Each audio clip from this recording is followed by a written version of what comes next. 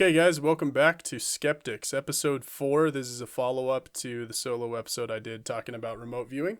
And now we get to hear from Tom and Josh, and hopefully they've got some cool counterpoints or just opinions. I'm sorry.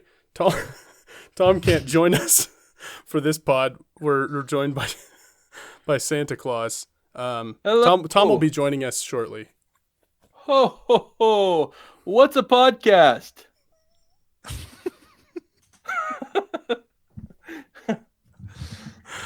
I guess they wouldn't have those in the North Pole. Josh, what's a podcast? It's where friends come to talk about things, hoping somebody else will also join that community to talk about that thing. It's like writing a letter to Santa. But I'm guessing with voices and video. Well, thanks for joining us, Santa. And actually, you'd probably know a lot about this topic because you kind of spy on the whole world from a distance, right? Yes, I use remote viewing to look at little children all over the world. That's funny that was a perfect segue into the remote viewing. That is what Santa does, right? Totally. It is what I do. I had a bunch of questions. This is not so. Everyone saw me learn about remote viewing from on the Atlantis podcast. Right. And I have to say, while learning about it, I'm moving over toward the middle. Okay. It's one of those things where I don't believe in anything, and I definitely don't believe in remote viewing, but I'm also not that person that's so closed-minded to something that I'm like, there's no chance of it. If I can't explain it, then the solution I can't say that isn't the solution. And That's how I feel about this, where I'm like, I hear these stories about the guy drawing the submarine that was bigger than any submarine they'd ever built before. And I'm like, okay, that's interesting. How was he able to do that? I don't have a plausible explanation for that. But then I hear about this other guy that had a dream about his brother talking to a guy from a high school of 150 people. And it's like, yeah, 1 in 150, that's pretty plausible. I had a school that's only big sport was football. Okay, I can see that happening. So, let's not confuse remote viewing for intuition. Yes, okay. I watched the episode too. It was very informative. You told Tom about your experience with that one guy and his viewing of Mars. Mm-hmm. And I don't buy your weird friend for a second. Okay. I think that there's a lot of things that are plausible about the idea, but your friend, a guy I can't do it. And plus, that's fair. I know for a fact that dude's on the naughty list for lying. It's what I find funny is I can understand skepticism about what is to you a third-hand account. Like you have, like, it wouldn't make sense for you to stake any trust in this guy. You don't know him. You can't vouch for his proclivities or his character or anything. I get that. But what I find hilarious, but I think it's a third eye account, right? Nice. That's third-hand, third eye account. What I find hilarious is when people who cannot be brought to admit that something might be real because it's weird, when people like that, Santa, say, I know for a fact that this guy is lying. That he was on the naughty list. Stop questioning me. You know what? I'm done. I'm out of here. Santa, you weren't welcome here to begin with. I got a bone to pick with you, Cole. You started off your podcast referring to remote viewing as ass projection, some type of probing that the government was doing. And if you talk about our military like that again, I'm going to have some words with you. That's almost Oh, word for my. word what you described it as. Hey, Tom, what's up, dude? I blacked out. What happened? Dude, Jackson walked in and looked at the screen, and I looked over at his face, and I saw him look at the screen and go, and I was like, Oh gosh, Oh, that you is wouldn't great. believe. Like, I have like a temperature controlled room, and it is hot. Yeah, you look a little warm. Dude, just wearing that stuff just gets to you. there's a question I have. Is there any kind of physical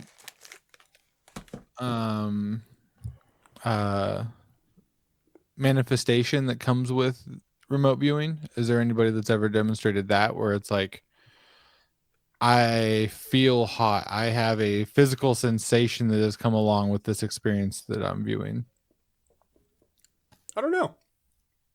That's a very good question. Because I didn't hear, I mean, I heard different accounts of different, some of them said it was like a feeling. Some of them felt like one guy described it as poking a pencil hole through a cardboard, and that's kind of what he was seeing. You know, there was different things that people described it as, but right. Yeah, I think in essence, you're what's up? it just made me think of, if anyone's like, yeah, I don't get any of that, but I'm picking up on only smells. My remote viewing is only through smell, and I can tell you exactly what these guys are eating. I don't know if that's a help for you. Yeah, I think the important thing is that it is all like interpretation. So it's like you might like in your mind's eye be able to see something. You might be able to like imagine or envision like an image, or you might hear things, or you might just feel or suspect something. But what all of these inputs suggest to you is something that you then interpret, and that's kind of the whole deal, is you're like reading the situation sort of. So I kind of understood it like a dream. Like, when have you ever tried to describe your dream to somebody and you're like, yeah, we were in the kitchen and then we walked into the stadium, and you're like, yeah, that, and but in the dream it kind of made sense and the feeling was right, and that's kind of how I understood it when they were talking about it that way. yeah. Look at this mess. Yeah, wrong shirt to wear. Out his armpits that are very sweaty. Imagine if you were wearing a Santa suit. I mean, hypothetically, like none of us here were, but imagine if you were. That'd be bad. Yeah, I heard some accounts from what's his name, Joe McMonaghy. I can't even McMonaghy. Professor McGonagall. It sounds like Professor McGonagall. It's McMonagall, I think it is. McMonagall. Yeah. McMonagall. Actually, I think that might be the guy that did the Mars exploration one that I mentioned. Okay, so in the one, I think they said that he was the one who did the submarine. Oh, okay. Right, the one that Josh is talking about. And so there was a story that I heard that was kind of interesting, because like the whole time I was listening to you, I'm thinking, like, how could this like dumb idea of like remote viewing be real if like people aren't using it for like a kid going missing? And then so as I got further into this other one, there was an explanation of one time that dude Joe McMonagall had like a kid went missing in the forest, and they called him and were like, hey, a kid went missing. And within 5 minutes he was like, go to here, go to this spot, this road, put your compass to this exact mark, walk 1,000 steps and yell for the kid. And then they thought he was an idiot, but they actually like went and did it, and the kid was like right there, or not right there, but was close. Okay, interesting. So I mean, like it kind of like it not answered my own question, but it kind of like it answered my own idea of like, okay, if this is real, why aren't we using it like applying it to like more like real world issues? Yeah. I think the biggest reason for that is because it's not something that has the kind of like repeatability and reliability that you would want to use for a scientific endeavor necessarily, or that you would want to, like, you wouldn't want all your eggs to be in that basket if you were doing something like looking for a kid. If it was no extra expense of time or anything else to just like add it into what you're doing, if it's no inconvenience, then like that's when it makes sense to do, because it can only potentially add to the picture, but it's not reliable enough to stake everything on it. Yeah. Well, hold on though. But like one other example for the submarine case, right, was that they rerouted a satellite to take pictures of where he said that that was Yeah, on the yeah. day that he said it was, and it's like Mhm. that's not at no expense, right? And I get that Right, that's right. like literally what they're there for, Yeah. but And this is probably at the, I'm thinking this submarine episode is probably at the height of the Stargate project, where they have invested many years into studying this, and so they sort of like, I mean, they have all the major players at their fingertips, and they like know what amount of reliability to expect from like any given situation or any given participant. So it was probably a calculated risk to be like, yeah, let's go ahead and take some pictures of that area based on what this guy says. We like him. what so here's the thing that caught me up the most though, because you did touch on like not having full belief in our government and our government's manipulation, Mm-hmm. right?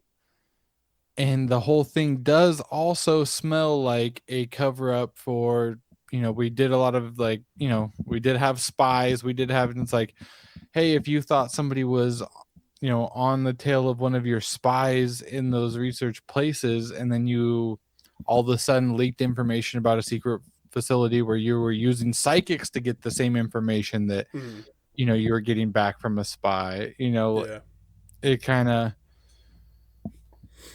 and then if it was promising then, and we is that Monroe Institute still around today? It seems like I it don't is. I don't remember what the Monroe Institute refers to. What is that? That Joseph McGonigal is like was a speaker there, but it's literally like an institute that is for remote viewing and Oh, okay. other things that you go there to learn to do those things, and Okay. the people that are good at it go to hone it and they teach Yeah. it. But are we still using it today? Obviously, we keep these people under wraps if we were, but Right. I think yes. I think we are, and I think because it was um, the government, like when releasing the information about it, like from FOIA requests, like basically when they admitted to having run such a program, they tacked onto the end of it like, oh, and we shut it down in 1984 or whatever, because it never produced a shred of credible lead. Like it never helped in any intelligence effort. And that's like just plain not true. Like I'll take the testimony of the people who were there doing it over like an official statement by the government any day. It was helpful, and more than likely they are still doing it. okay. And one of the things I found this, there was an evaluation of remote viewing that was from the, what was it called? Sounded very official. The American Institutes for Research. And they ran two experiments, and one of them, their conclusion was a statistically significant laboratory effort has been demonstrated in the sense that hits occur more often than chance. Okay, So they interesting. took these people, put them through, and they were more right than they could be just by chance. Interesting. Yeah. Well, that's cool. I saw Yeah, that I saw too that remote viewing is only considered like if someone were to do a demonstration or try, that it would only be successful if they hit 60% accuracy or higher.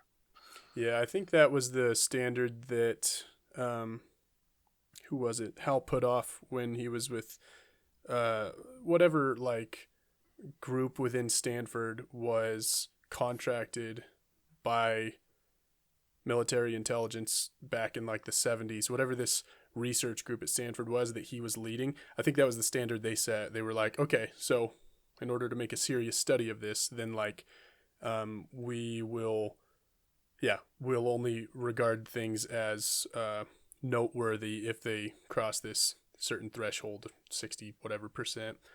Yeah. Yeah. Yeah. Go ahead, With Tom. with the one guy using remote viewing to help find the kid, Mhm. it's another one of those where it's like, is there actually an official record of that? Right. You know, like, And is it, or is that sorry. just like folklore? Like is that Right. just like an urban legend about this guy that Right. someone made up and has passed around? Totally. And I meant to ask you that. I meant to ask you, like, what makes you put any faith in that story, which is more than a third hand account? Right. Like, Yeah. Yeah. That's why I'm skeptical about that guy's beliefs. It yeah. was because it could very easily. I mean, like, you hear stories about like local legends or whatever. Like, if that guy truly was somebody and could do that and had a reputation for having this ability, but could you imagine, like, I mean, if that was true and my daughter was missing and we had this guy in the town that was good at that, and like we blew like 3 hours or 2 hours of like the first 24, like, hey, go out here to this forest, and go Yeah. here, and you just wasted a ton of time. Like, Yeah. I'd be so mad, like, Oh, totally. just like Yeah. like parents like trying to grasp for any kind of like hope, and you're putting your faith in a glorified psychic. Right. Yeah. Yeah. I hear you on that. I think that it's like, it's not something that I would trust if anything was truly at stake and I had other options at my disposal. I think the wiser choice is to go with like the known methods, things that work, Um, yeah, all that aside, the the ability itself, the phenomenon itself is the idea that I subscribe to is that it is like, it's innate to having intelligence. Having a brain means that you have feelers. Basically, you can kind of feel things out. And like Josh called my dream intuition rather than remote viewing, and like, I think those are all on the same spectrum. They're essentially the same thing. Intuition is one's ability to subconsciously put together facts from previous experience to like project an outcome. Like, even if you don't know that's what's happening, it's like you suspect or expect something, but it's like based on what your brain has already dealt with and lived through and whatnot. And I think that remote viewing is much the same thing. It's just that your brain is relying on like an extended like neural pathway, something that incorporates evidences that you certainly do not consciously register, and they might be at a great distance or whatever, but it's your brain putting these things together and giving you a potential picture of a situation. That's the idea that I subscribe to. Do you think that maybe like remote viewing could just be that, like, that? I mean, if I'm sitting down and trying to picture Mars, and like, I wouldn't be able to probably give you an accurate description, but Mm-hmm. like, do you think that it's maybe like people just thinking a little bit harder, like instead of just spewing out that Mars is red and that there's a lot of rocks and craters, it's just that they're actually like you're not actually placing yourself there. You're just like, you're just digging through your mind from that report you did on Mars in third grade, and you're just Sure. remembering that there's, wind and or Mm-hmm. different, like. Yeah. Sure. Yeah. I think you can absolutely like tap into the recesses of what's already in your brain to like produce a picture of something or an understanding of something that like you're not consciously aware of, but like all the pieces could already like be there from your past experience. Yeah. I think that totally can be part of the phenomenon. Yeah. That kind of, I don't know how I can articulate that, but it kind of makes you think of like how certain animals are born and they're able to walk, and there's Yeah. things that your brain is already, without ever having to learn it, already knows it, and you Right. just nature has put into you, or maybe depending on who you are, maybe God has put into you. But our brains are what knowledge may be back there, or it has been ingrained from whatever experiences, or like to Tom's point about things you haven't seen, because like he's saying, maybe I'm thinking about Mars and I can't picture it, and then you think of like the guy describing the Martians that are there in the temples and that, and it's like, okay, well, you can't really picture Martians or that if you haven't. But if we were visited and you're part of the ancient aliens belief and that Yeah. kind of thing, Yeah. and that was such a traumatic thing that it ingrained itself in the people's brains back then, like a form of PTSD that is just in there and Mm-hmm. wormed its way in, and then has just made its way down throughout time. Yeah. Yeah, I guess the idea of like genetic memory or inherited memory or whatever. Like, yeah. Exactly, that's what I was looking for. Yeah. Whatever that is, also, like, we don't fully understand, but like seems to be something real. And I think that manifests itself in the form of like instincts, like you were describing with animals who like get right up and walk the second they plop out. Um, Mm-hmm. I think instinct is just when I say genetic memory, like I don't think it's literally like some sort of ethereal thing, like a memory that existed in someone else that like a descendant is channeling or inherits in that way. I think genetic memory is more just like a uh, a symptom of evolution, where it's like so many experiences weeded out the things that don't have this innate neural pathway that exists from the second they get off the ground. Um, and so like the ones that had this thing survived, and like we look at that and we're sort of poetic about it, and we go, well, it's because their ancestors experienced all these things, they learned to blah blah blah. And it's like, more than likely, in a random distribution of uh, instances of life, some were born with this pathway built in, some were born without, and it was selected for because those without were more likely to die. And like, you can say that it is because of their ancestors' experiences that they have that, but that may only be true in the sense that the thing their ancestors experienced was dying. You know what I mean? When they didn't have it or whatever. So I don't think any of it has to be more complex or more supernatural than just straightforward evolution. But yes, genetic memory, like, it's a real thing, but it might also be a very simple thing. Or like when you were describing that, it also made me think of like, somebody who doesn't ever have to have been around snakes or anything, but they could walk by a stick, mistake it for a snake, and jump, because Right, of right. that kind of. And similarly, if you are inclined to believe in the ancient alien type of theory, maybe back then, and it seems like maybe, what if they were a ruler, but they were like this benevolent giving, and so the common belief back then was this being that brought fortune and food and warmth, and it was this Mm-hmm. thing that was like was prosperous for everyone, right? And so now but also this mysterious thing as well, right? And so when you unlock those types of emotions in your brain, just like when you're jumping for a snake, where it's fear that's enacted there, and Tom's talking about just like kind of sitting there and thinking about this mysterious portion of that, and maybe you unlock some of those things that are tied together in those pathways in your brain. Yeah, totally.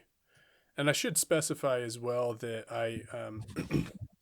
while I think that like those pathways can evolve in just a very mundane and natural way, I think we can, because I subscribe to the idea of remote viewing, which we do not fully scientifically understand it, because I think that's real. I think we can potentially also be impacted by our predecessors' experiences, like in a more quote unquote supernatural way, though I don't think anything is above nature.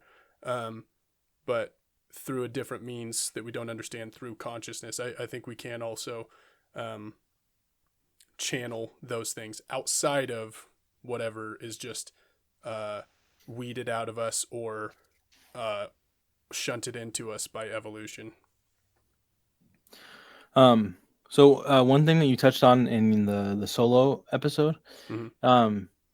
You said something about like, or you were talking about, like everything that's come before us is like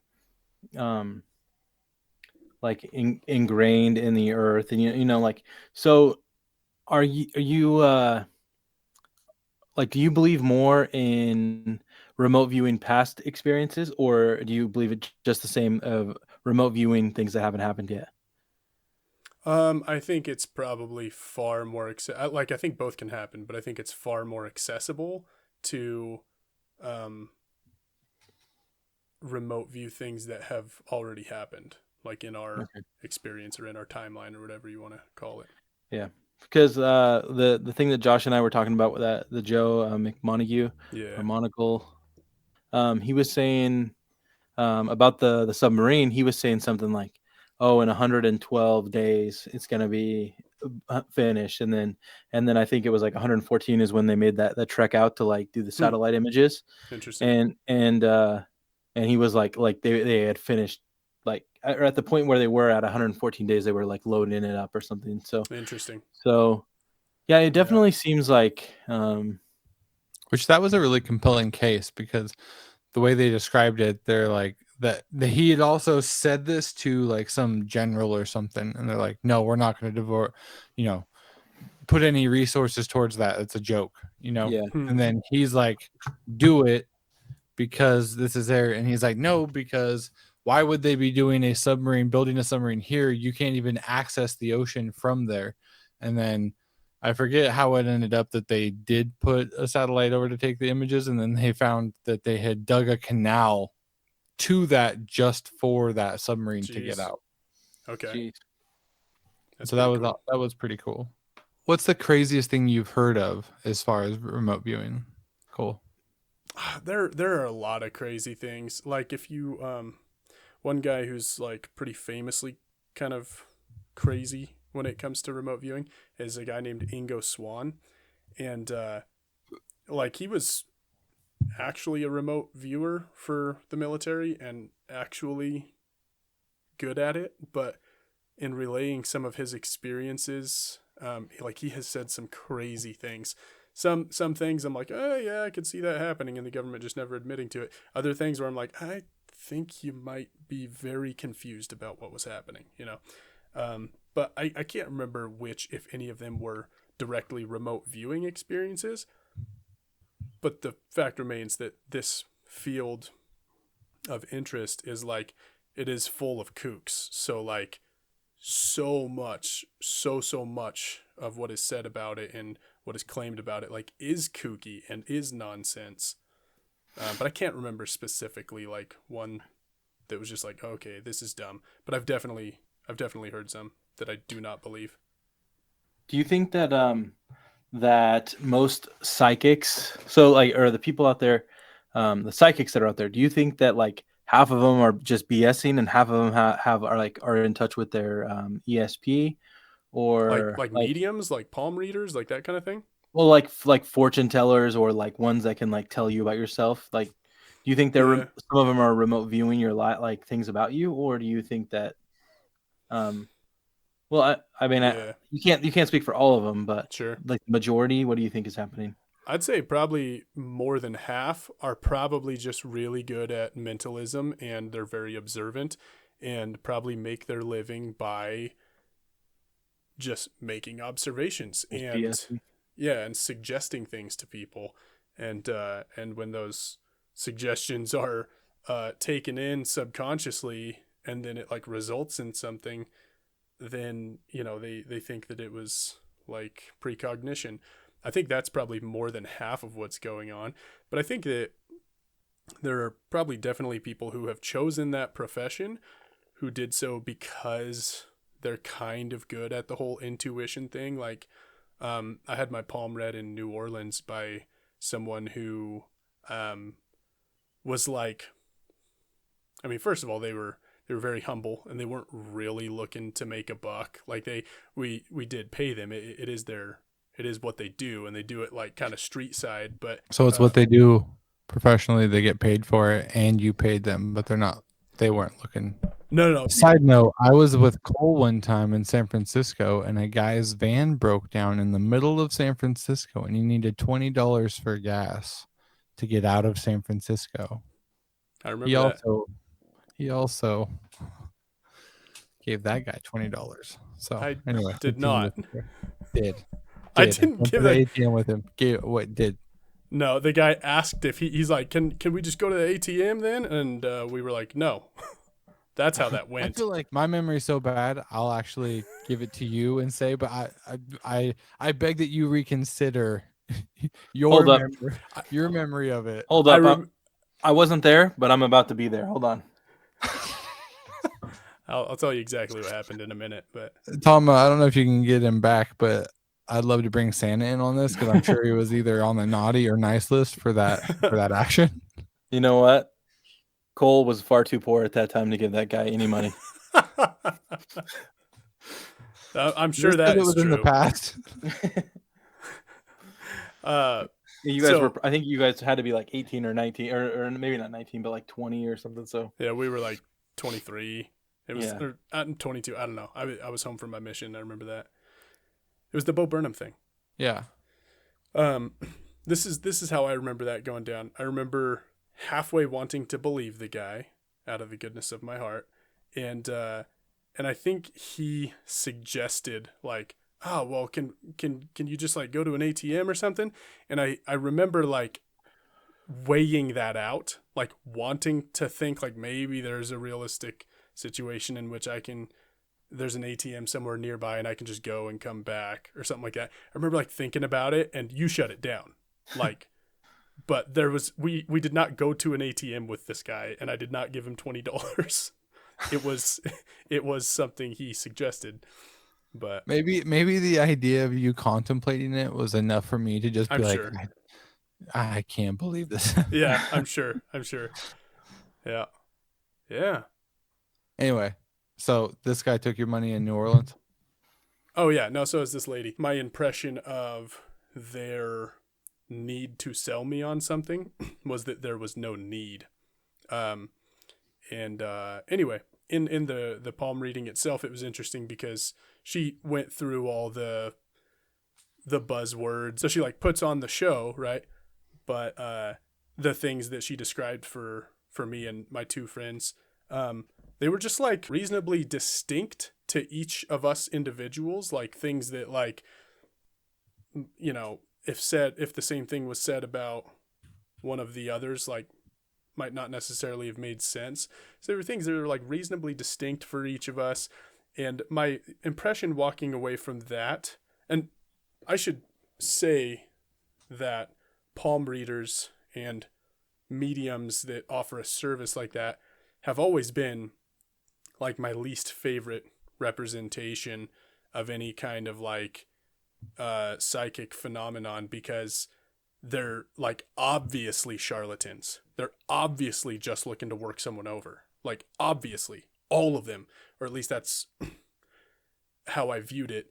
And so in this person's case, it was more just like we did it for fun because I knew there was nothing to it. Same with like tarot and any number of other things.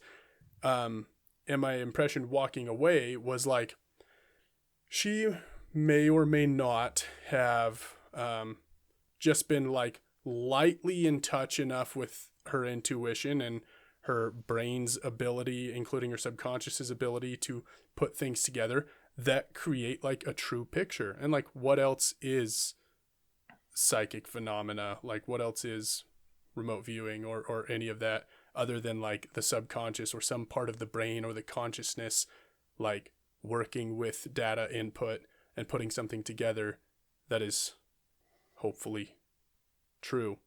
So I walked away from that with like a more tolerant picture of palm readers. I later had like an experience with tarot that like totally flipped my script on that one. I was like, okay, I guess like just because something's obviously BS doesn't necessarily mean that it's actually BS all the time. Like I had to admit that maybe my intuition on those things like might not be so great. There are things that I like to rule out just because of how they look. And some of my experiences have told me that I like might be wrong here and there about that kind of stuff. Interesting. So Cole, we talked about doing an experiment, right? Yes, we did. You want to walk? You guys are gonna have to do that off camera. Yeah. So I sketched I'll just say an image. I won't use any descriptors. I sketched an image onto a piece of paper and tucked it behind my computer 2 hours ago or a little more at Tom's request so that he could try to see it remotely, or try to get an idea of what I had drawn. And so now he's going to give us his guess. Okay. So I've been to Cole's house, so I had a cheat sheet there. So when I walked through his house, that was more so from memory. I laid down. I nearly fell asleep. It was very relaxing. If you want to fall asleep quick, just try to remote view something. Okay, so I walked through the house. Cole told me that it was going to be behind the computer, so I grabbed the paper. I see it folded into 3, which probably isn't the case, but that's how I saw it in my head. At first, I was seeing a sun. I saw like the circle and then the thing around it, but then I realized what I saw was actually I saw like a circle with the flower petals and a flower. So that I guess was that it was a flower, and it doesn't seem right. Hold on, let me take a stab at this. Hold on. I was picturing lined paper, not computer paper for some reason. Okay. With a triangle type shape, but almost like a pyramid with a point facing out at you. And Santa, like earlier, Santa thought it might be a candy cane. That was one of that guy he doesn't shut up about candy cane. You did not get it right, but I'll show you what I did. Show it to this camera first. It's just like a round hourglass or something. You drew nothing. Well, yeah, I just drew a simple shape. Okay, you should have drew an object, man. You didn't say an object. Well, I thought it was. I don't know. I'm not gonna. That's fine. That's fine. It's the. He did get the location though, right? You right now. Yeah, I was tipped off. That's like 60% at least for the test I saw. If he got the location and the person, that's pretty spot on. So I took your suggestion to mean like draw something simple, and you'll just try to see whatever it is, design, object, whatever it may be, right? So that's what I came up with. But I'm intrigued by what you did see, and the reason I'm intrigued is because I don't know, 5 minutes before you called me, and probably through the time that you called me, there were several minutes where Britton was sketching on a piece of paper. And actually, give me 1 second here. Hey, Britton, can you come here for a second? Can you just say out loud what you were drawing? When you're talking about the flower? Yeah. Yeah, you were drawing flowers. She was drawing petaled flowers on a piece of paper, like right next to me, within the time frame that Tom called. Wow. I don't know what that's worth, but whoa. Thanks. That's worth a government program as far as I'm concerned. Hire me. Yeah, so that's one of those things where like a flower is a simple enough design, easily can be coincidence. If you are dealing with like maybe 100 simple designs in your mind of things, then you have like a 1% chance that it might be that. Easily could be coincidence, but it's not like totally ignorable. It's something to take into consideration, be like, okay, well, there was this, so maybe, and then you move forward with other data input as you go. And that's just That's how I feel about that. So why don't we, after we're done, Cole, why don't you draw another picture, but this Okay. time like an image of something, Okay. and then Josh, you and I just kind of take a second over the next week to just kind of put ourselves in Cole's room, and maybe at a time when he's not in there, because you don't want to see that. I've got a mind reading experiment for Tom. What you got? Okay, Tom, you ready for this? I need you to think of a color. Okay. Okay. Let me switch it. Okay, I'm seeing it, but I can't tell you what it is. Tom is what do you call it? Is it red green deficient? What do you call your? Let's cut this part out of the podcast. It's the one that starts with a D, like dude or something. Deuterus. Tom is Deuteronomy. I need you to think of an animal. Think of it really hard. Okay, and I'm gonna write down what it is. Now go ahead and tell Cole what it was. They call me the hippopotamus. Glows of blue like phosphorus popping off the Top of this esophagus, rocking this Now I need you to metropolis. think of a number. Okay. Got it. All right. Between what? 1 and 10. Okay. Okay, got it. Okay.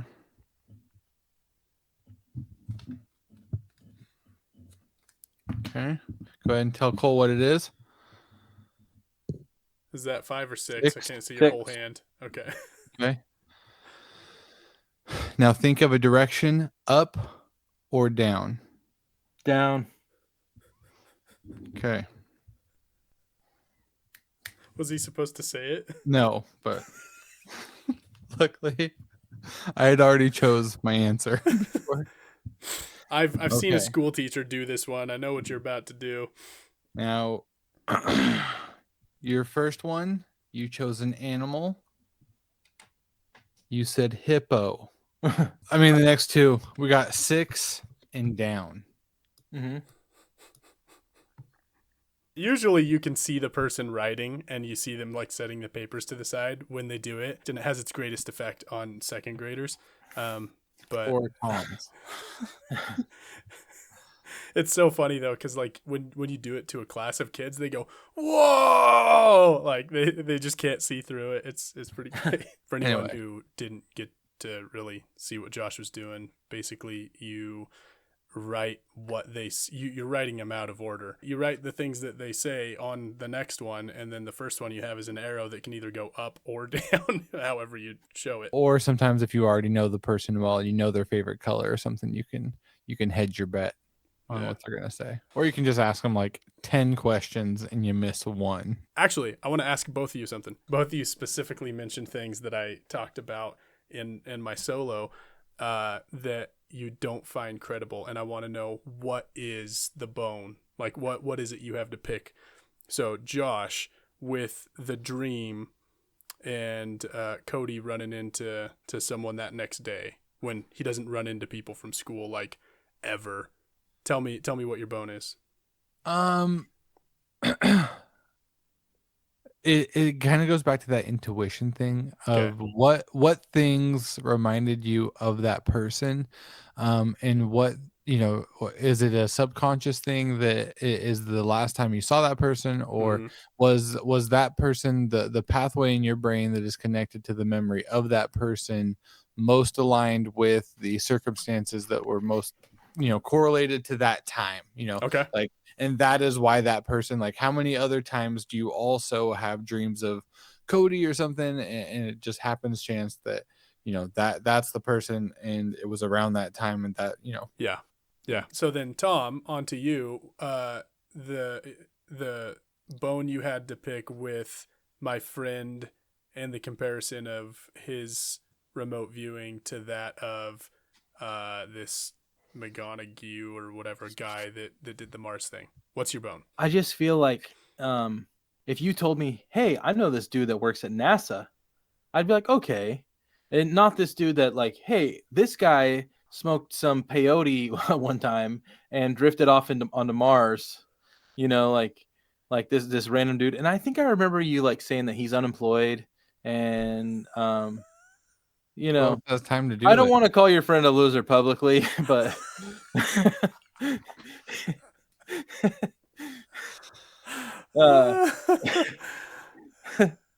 uh, but I guess I'll publicly call your friend a loser. I don't know. I don't know. I put more faith in this person who actually is credible and was like, was somebody rather than just like a guy, because I think it's far more likely that he's a pathological liar than someone who can remote view, and Okay. it's much more likely that he just like, watched Joe Rogan and heard an expert talk about Mars and these things, Yeah. and These things and that are not known to exist on Mars. Yeah. no, not Continue. that. Like the other report, like Okay. he may have been Infiltrated, influenced. yeah, I mean, he may have Yeah. just like read something Mhm. and then he said, "Hey, my really cool friend Cole, I really want to make him think that I am someone, and I want to make him think that I'm smart and cool." And then Sure. Yep. I'm Yep. gonna lie to his face and tell him about Mars because he's extremely gullible and believes all these Yep. weird he believes all these weird things. So I'm gonna get him to believe something and make him Yeah. think that I'm smart and cool too. Yeah. So Okay. that's what I do with your friend. So my address to both of those things is related. With the bone that Josh picks with that story, I would say that you and I are not saying very different things at all.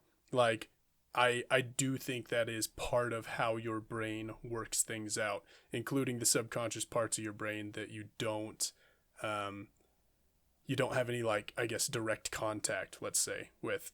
I think that remote viewing and psychic phenomena and stuff, like many of the processes going on that build into that are things that like we don't understand, so we wouldn't know what to attribute it to. And I think that part of that is like exactly what you're saying, where it's like maybe the timing, the conditions, things, something reminded me of something, and it's like, yes, I won't deny any of that. I think that's all part of this poorly understood phenomenon.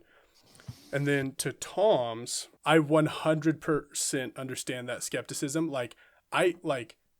First of all, uh, I know you think that I am gullible, but I don't trust Okay, anybody. Like, the gullible thing that was more so a joke. sure, okay, but the point is, I don't trust anybody. I would not expect you to trust someone that I trust because, like, you have no reason to.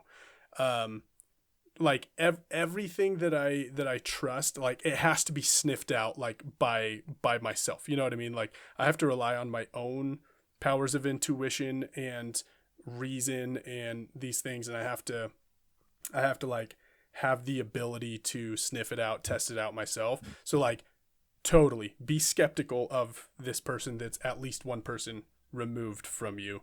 I 100% value that. I would just say don't be any more ready to give credit to sources that are like that simply sound more reputable. Like this document is on a CIA website, so like it must have been at least talking about something real, so this guy was really involved. So like I would say like be as skeptical of that as you would of someone you're one person removed from. That's all. Yeah, be as skeptical of the CIA as you are So guy on his couch. Yes. So the next time I'm in Utah, I'm gonna meet up with your friend. We're gonna take a Mhm. day. We're gonna take a day trip to Salt Lake City. We're Cool. gonna hit up some.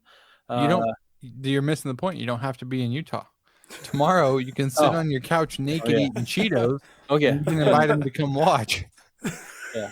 I'm gonna hover over this man, and I'm gonna watch him ponder. I mean, just absolutely ponder the idea of getting on Indeed.com. and instead hitting up a Wikipedia about Mars, or some like 4chan leak of of alien people, and and then I'll have my answer. Tom, you're not far from having this guy figured out. I'll give you that. Oh my god. All right, Oh boys, man. we gotta wrap it up. 1 to 7, from Oswald wasn't acting alone to Flat Earth. How skeptical are you of remote viewing as a whole? 7 is highly skeptical, 1 is barely or not. Give me a 5. Give me a 5. Okay. I'll sit on a 5. Cool. For now. Cool. So we talked about it, but Cole, I want you to draw something else, but actually a picture. And also, I'm gonna do it too. I'm gonna draw a picture, Okay. and I'm gonna stick it right here by the computer. Cool. And we'll check in next week. We'll just whatever subject we're doing. Sure. We'll just take like a 5-minute little dive back into this to go over what we find and then move on. Cool. Okay. Josh, where are you at with it? I am not sitting on a 5, first of all. A 5 is a flat surface. It's like a chair. If 7 is highly skeptical of it being real at all, I would say I'm landing around a 5 as well. Okay. The why I'm skeptical is because I don't like the remote viewing aspect of it. I feel like I don't think that's the explanation for what's happening. Okay. But I am, again, without another explanation, so I can't say I just don't believe in this. Yeah. I'm at a 1. I'm trusting my sniffer on this one, and just like the conglomeration of experiences and data that I've had association with. 1 for me. It's real. It made me think back to that guy that can just go to a place and remote sniff something. Yeah. If remote sniffing was real, the female streamer community would be in real danger. Well, this was good. I feel like we got a lot of ideas out there and a lot of points talked about. This is good. Anything else? Anything you guys want to cover? Like the main remote viewing I do is when I go to a new person's house and I'm not like completely familiar with their remote, I'll tend to look down to make sure I'm pushing the right buttons. This one was fun. I'm actually surprised on the topics we've selected so far and on how much I'm finding myself being open to them. So this is fun. Cool. That's awesome. Thanks, guys, for doing this. I'll see you guys. Catch y'all on the next one. Bye-bye. Bye.